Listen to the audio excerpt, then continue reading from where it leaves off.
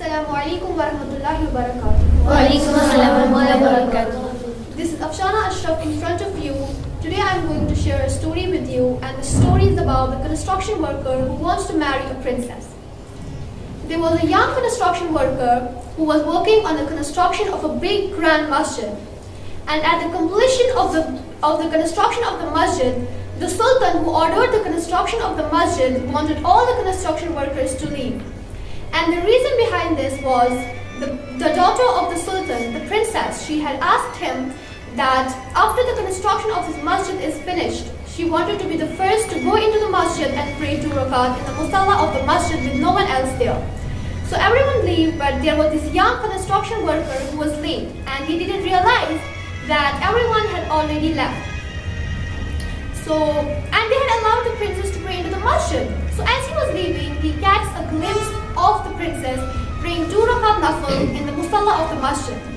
And that scene was so amazing to him. That scene was just so incredible to him. He basically fell in love with the princess. And when he came back home, he told his mother what had happened. And he said that you have to go to the Sultan and ask the princess's hand in marriage.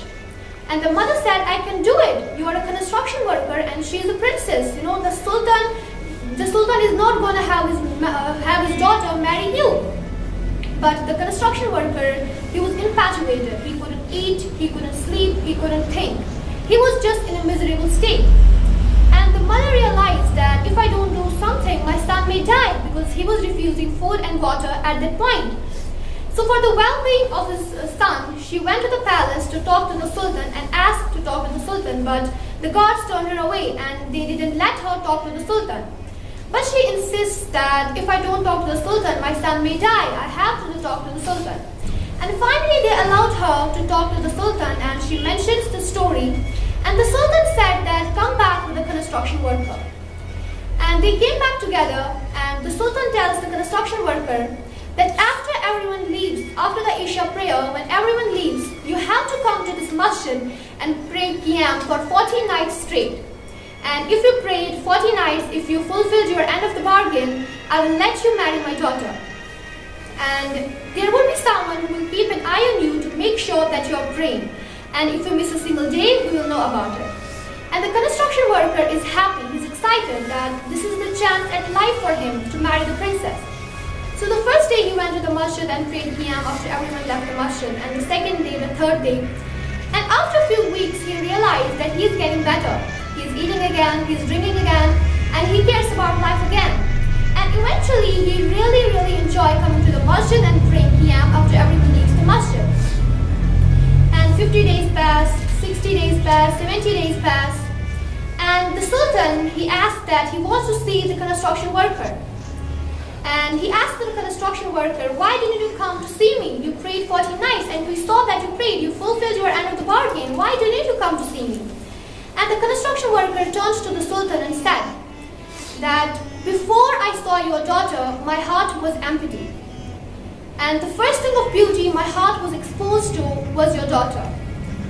And that's why I grabbed on that experience. But then when I started praying Qiyam in the masjid, after everyone leaves, my heart witnessed the love that was, I witnessed a love and a beauty that was much greater than her. And he goes on to say, thank you for offering me your daughter to consider, but I'm happy where I am, and I'm in no need of her. And he goes on his way and he doesn't marry the princess. Because he had found a love and a beauty that was much greater than just seeing the princess at that time.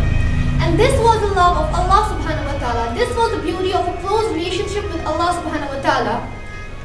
And Ibn Taymiyyah, he talked about it and said that one who does not enjoy the Jannah of this life will not enjoy the Jannah of the next life.